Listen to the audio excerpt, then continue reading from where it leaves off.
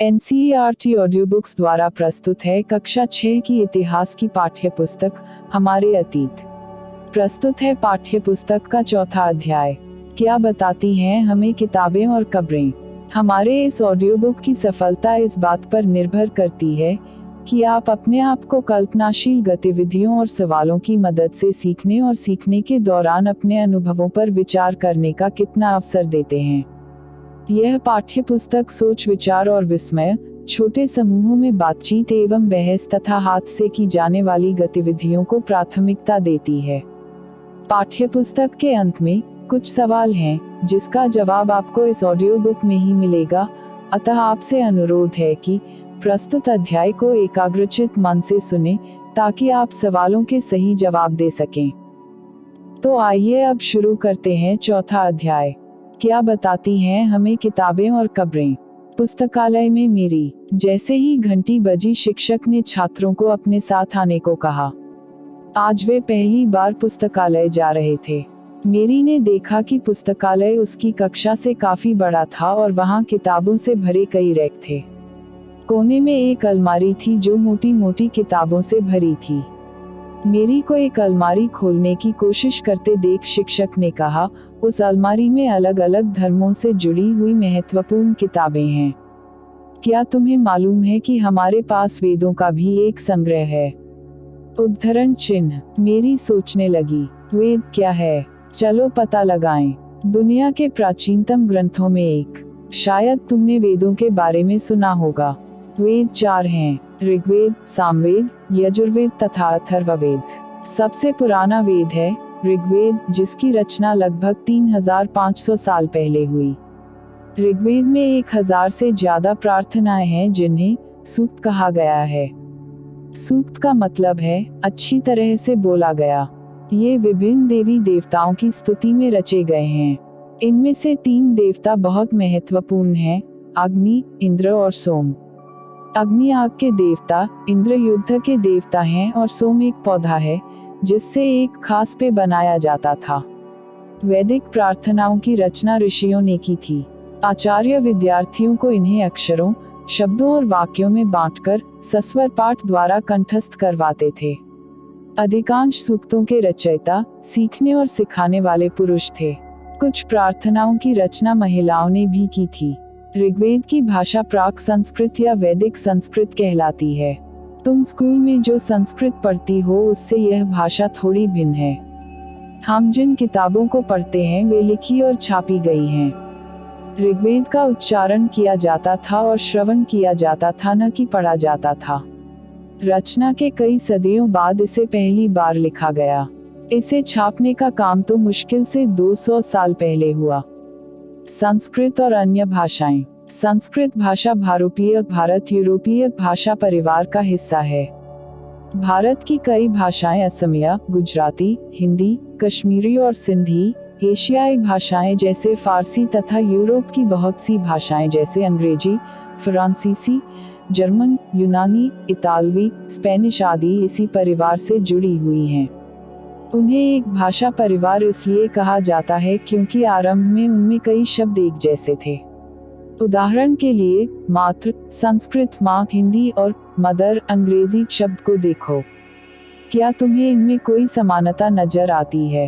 उपमहाद्वीप में दूसरे भाषा परिवारों की भी भाषाएं बोली जाती हैं। उदाहरण के लिए पूर्वोत्तर प्रदेशों में तिब्बत बर्मा परिवार की भाषाएं बोली जाती हैं। तमिल, तेलुगु, कन्नड़ और मलयालम द्रविड़ भाषा परिवार की भाषाएं हैं। जबकि झारखंड और मध्य भारत के कई हिस्सों में बोली जाने वाली भाषाएं ऑस्ट्रो एशियाटिक परिवार से जुड़ी हैं। इतिहासकार ऋग्वेद का अध्ययन कैसे करते हैं। इतिहासकार पुरातत्ववेताओं की तरह ही अतीत के बारे में जानकारी इकट्ठी करते हैं, लेकिन भौतिक अवशेषों के अलावा वे लिखित स्रोतों का भी उपयोग करते हैं। चलो देखते हैं कि वे ऋग्वेद का अध्ययन कैसे करते हैं। ऋग्वेद के कुछ सूक्त वार्तालाप के रूप में हैं। विश्वामित्र नामक ऋषि और देवियों के रूप में पूजित 2 नदियों व्यास और सतलुज के बीच यह संवाद एक ऐसे ही सूक्त का अंश है। ऋग्वेद की पांडुलिपि का एक पन्ना। भूर्ज वृक्ष की छाल पर लिखी यह पांडुलिपि कश्मीर में पाई गई थी। लगभग 150 वर्ष पहले ऋग्वेद को सबसे पहली बार छापने के लिए इसका उपयोग किया गया था। इसी पांडुलिपि को देखकर अंग्रेजी अनुवाद तैयार हुआ। यह पांडुलिपि पुणे, महाराष्ट्र के एक पुस्तकालय में सुरक्षित है। विश्वामित्र और नदियाँ। विश्वामित्र, हे नदियों, अपने बछड़ों को चाटती हुई दो दमकती गायों की तरह दो फुर्तीले घोड़ों की चाल से पहाड़ों से नीचे आओ। इंद्र द्वारा दी हुई शक्ति से स्फूर्त तुम रथों की गति से सागर की ओर बह रही हो। तुम जल से परिपूर्ण हो और एक दूसरे से मिल जाना चाहती हो। नदियाँ। जल से परिपूर्ण हम देवताओं के बनाए रास्ते पर चलती हैं। एक बार निकलने पर हमें रोका नहीं जा सकता। हे ऋषि, तुम हमसे प्रार्थना क्यों कर रहे हो? विश्वामित्र, हे बहनों, मुझ गायक की प्रार्थना सुनो। मैं रथों और गाड़ियों सहित बहुत दूर से आया हूँ। कृपा करके अपने जल को हमारे रथों और गाड़ियों की धुरियों के ऊपर न उठाओ ताकि हम आसानी से उस पार जा सकें। नदियाँ, हम तुम्हारी प्रार्थना सुनेंगे जिससे तुम सब सुरक्षित उस पार जा सको। इतिहासकार यह बताते हैं कि यह प्रार्थना उस क्षेत्र में रची गई होगी जहाँ ये नदियाँ बहती हैं। वे यह भी सुझाते हैं कि जिस समाज में ऋषि रहते थे वहाँ घोड़ों और गायों को बहुत महत्व दिया जाता था। इसीलिए नदियों की तुलना घोड़ों और गायों से की गई है।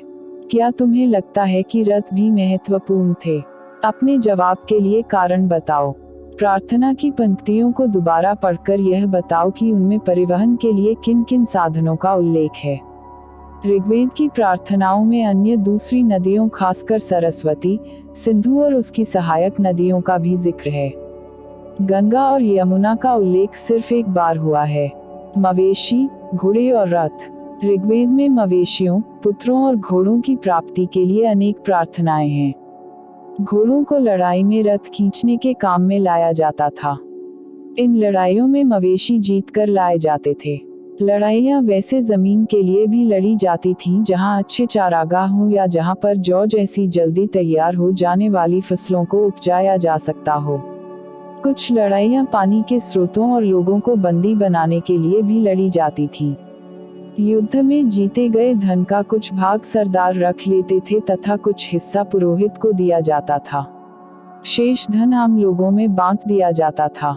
कुछ धन यज्ञ करने के लिए भी प्रयुक्त होता था। यज्ञ की आग में आहुति दी जाती थी। ये आहुतियां देवी देवताओं को दी जाती थी। घी, अनाज और कभी कभी जानवरों की भी आहुति दी जाती थी। अधिकांश पुरुष इन युद्धों में भाग लेते थे। कोई स्थायी सेना नहीं होती थी, लेकिन लोग सभाओं में मिलते जुलते थे और युद्ध व शांति के विषय में सलाह मशविरा करते थे। वहाँ ये ऐसे लोगों को अपना सरदार चुनते थे जो बहादुर और कुशल योद्धा हों। लोगों की विशेषता बताने वाले शब्द। लोगों का वर्गीकरण काम, भाषा, परिवार या समुदाय, निवास स्थान या सांस्कृतिक परंपरा के आधार पर किया जाता रहा है। ऋग्वेद में लोगों की विशेषता बताने वाले कुछ शब्दों को देखो। ऐसे दो समूह हैं जिनका वर्गीकरण काम के आधार पर किया गया है। पुरोहित, जिन्हें कभी कभी ब्राह्मण कहा जाता था, तरह तरह के यज्ञ और अनुष्ठान करते थे। दूसरे लोग थे राजा। ये राजा वैसे नहीं थे जिनके बारे में तुम बाद में पढ़ोगी।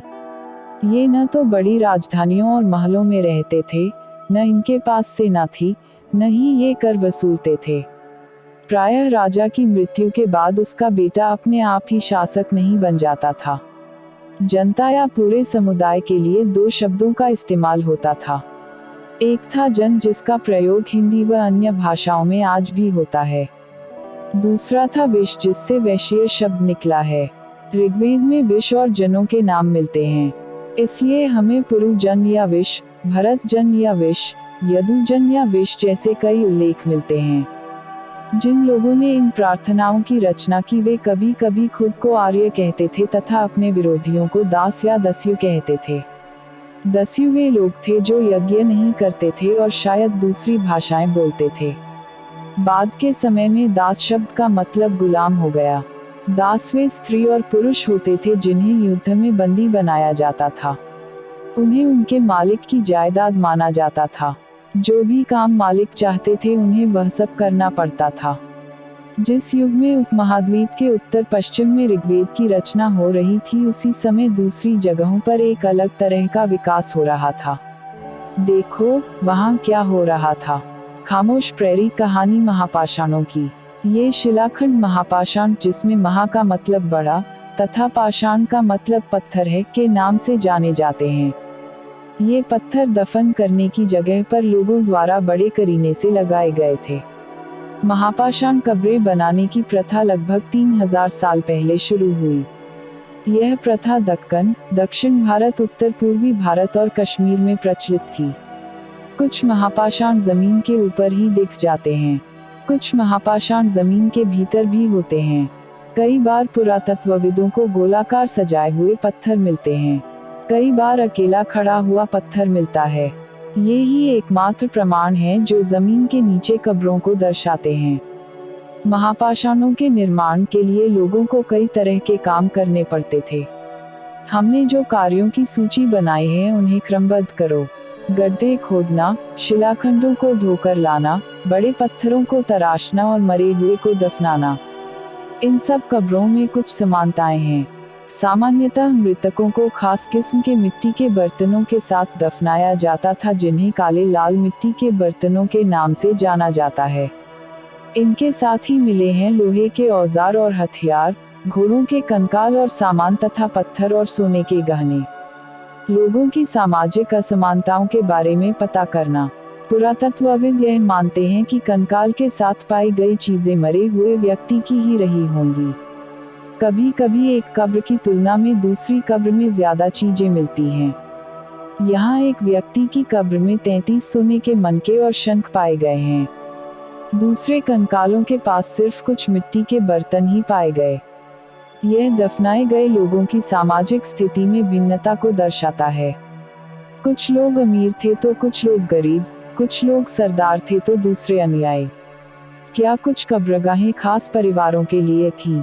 कभी कभी महापाषाणों में एक से अधिक कंकाल मिले हैं। वे यह दर्शाते हैं कि शायद एक ही परिवार के लोगों को एक ही स्थान पर अलग अलग समय पर दफनाया गया था। बाद में मरने वाले लोगों को पोर्ट होल के रास्ते कब्रों में लाकर दफनाया जाता था। ऐसे स्थान पर गोलाकार लगाए गए पत्थर या चट्टान चिन्हों का काम करते थे, जहां लोग आवश्यकतानुसार शवों को दफनाने दोबारा आ सकते थे। इनाम गांव के एक विशिष्ट व्यक्ति की कब्र। यह भीमा की सहायक नदी घोड़ के किनारे एक जगह है। इस जगह पर 3600 से 2700 साल पहले लोग रहते थे। यहाँ वयस्क लोगों को प्रायः गड्ढे में सीधा लिटाकर दफनाया जाता था। उनका सिर उत्तर की ओर होता था। कई बार उन्हें घर के अंदर ही दफनाया जाता था। ऐसे बर्तन जिनमें शायद खाना और पानी हो, दफनाए गए शव के पास रख दिए जाते थे। एक आदमी को 5 कमरों वाले मकान के आंगन में 4 पैरों वाले मिट्टी के एक बड़े से संदूक में दफनाया गया था। बस्ती के बीच में बसा यह घर गांव के सबसे बड़े घरों में एक था। इस घर में एक अनाज का गोदाम भी था। शव के पैर मुड़े हुए थे। क्या बताते हैं हमें कंकालों के अध्ययन? छोटे आकार के आधार पर एक बच्चे के कंकाल को आसानी से पहचाना जा सकता है, लेकिन एक बच्चे और बच्ची के कंकाल के बीच कोई बड़ा फर्क नहीं होता। क्या हम यह पता लगा सकते हैं कि कंकाल किसी पुरुष का था या स्त्री का? कभी कभी लोग कंकाल के साथ मिले सामानों के आधार पर इसका अंदाजा लगाते हैं। उदाहरण के लिए, यदि कंकाल के साथ गहने मिलते हैं तो कई बार उसे महिला का कंकाल मान लिया जाता है, लेकिन ऐसी समझ के साथ समस्याएं हैं। अक्सर पुरुष भी आभूषण पहनते थे। कंकाल का लिंग पहचानने का बेहतर तरीका उसकी हचित्रियों की जांच है। चूंकि महिलाएं बच्चों को जन्म देती हैं, इसलिए उनका कटी प्रदेश या कूल्हा पुरुषों से ज्यादा बड़ा होता है। ये समझ कंकालों के आधुनिक अध्ययन पर आधारित है। आज से लगभग 2000 साल पहले चरक नाम के प्रसिद्ध वैद्य हुए थे। उन्होंने चिकित्सा शास्त्र पर चरक संहिता नाम की किताब लिखी। वे कहते हैं कि मनुष्य के शरीर में 360 हड्डियां होती हैं। यह आधुनिक शरीर रचना विज्ञान की 206 हड्डियां से काफी ज्यादा हैं। संभवत चरक ने अपनी गिनती में दांत, हड्डियां के जोड़ और कार्टिलेज को जोड़कर यह संख्या बताई थी। इनाम गांव के लोगों के काम धंधे। इनाम गांव में पुरातत्वविदों को गेहूं, जौ, चावल, दाल, बाजरा, मटर और तिल के बीज मिले हैं। कई जानवरों की हड्डियां भी मिली हैं। कई हड्डियों पर काटने के निशान से यह अंदाजा होता है कि लोग इन्हें खाते होंगे। गाय, बैल, भैंस, बकरी, भेड़, कुत्ता, घोड़ा, गधा, सुअर, सांभर, चितकबरा, हिरण, कृष्ण मृग, खरहा, नेवला, चिड़िया, घड़ियाल, कछुआ, केकड़ा और मछली की हड्डियां भी पाई गई हैं। ऐसे साक्ष्य मिले हैं कि बेर, आंवला, जामुन, खजूर और कई तरह की रसभरियां एकत्र की जाती थी। अन्यत्र लगभग 3500 साल पहले हम चीन की लेखन कला के सबसे पुराने उदाहरण पाते हैं। यह जानवरों की हड्डियों पर लिखा गया था। इन्हें भविष्यवाणी करने वाली हड्डियां कहा जाता है, क्योंकि यह मान्यता थी कि ये भविष्य बताती हैं। राजा लोग लिपिकारों से इन हड्डियों पर सवाल लिखवाते थे। क्या वे युद्ध जीतेंगे? क्या फसलें अच्छी होंगी? क्या उन्हें पुत्र होंगे? फिर इन हड्डियों को आग में डाल दिया जाता था, जहां इनमें गर्मी से चटक कर दरारें पड़ जाती थी। भविष्यवक्ता इन दरारों को बड़े ध्यान से देखकर भविष्यवाणी करने की कोशिश करते थे। जैसा शायद तुम भी सोच रही होगी, ये भविष्यवक्ता कभी कभी गलती भी करते थे। ये राजा शहरों में महल बनाकर रहते थे। उन्होंने बेशुमार दौलत इकट्ठी कर ली थी, जिनमें बड़े बड़े नक्काशी किए हुए कांसे के बर्तन शामिल थे। लेकिन वे लोहे का इस्तेमाल करना नहीं जानते थे। कल्पना करो, तुम 3000 वर्ष पहले के इनाम गांव में रहती हो। पिछली रात सरदार की मृत्यु हो गई। आज तुम्हारे माता पिता दफन की तैयारी कर रहे हैं। यह बताते हुए सारे दृश्य का वर्णन करो कि अंतिम संस्कार के लिए कैसे भोजन तैयार किया जा रहा है। तुम्हें क्या लगता है, खाने में क्या दिया जाएगा? कुछ महत्वपूर्ण तिथियां। वेदों की रचना का प्रारंभ लगभग 3500 साल पहले। महापाषाणों के निर्माण की शुरुआत लगभग 3000 साल पहले। इनाम गांव में कृषकों का निवास 3600 से 2700 साल पहले। चरक लगभग 2000 साल पहले। इसी के साथ 11 अध्याय वाली प्रस्तुत पुस्तक का चौथा अध्याय यहाँ समाप्त हुआ। आपने कितना सीखा, यह जानने के दिए गए सवालों का आपको उत्तर देना है, जिसके माध्यम से आपको दोबारा रिवीजन करने में मदद मिलेगी। आओ याद करें। पहला सवाल, निम्नलिखित को सुमेल करो।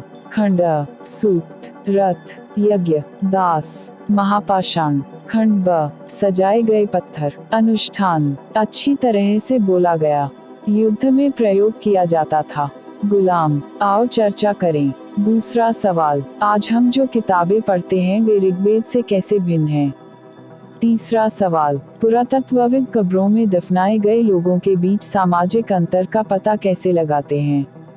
चौथा सवाल, एक राजा का जीवन दास या दासी के जीवन से कैसे भिन्न होता था? आओ करके देखें। पांचवा सवाल, पता करो कि तुम्हारे विद्यालय के पुस्तकालय में धर्म के विषय पर किताबें हैं या नहीं। उस संग्रह से किन्हीं 5 पुस्तकों के नाम बताओ। छठवां सवाल, एक याद की हुई कविता या गीत लिखो। तुमने उस कविता या गीत को सुनकर याद किया था या पढ़कर?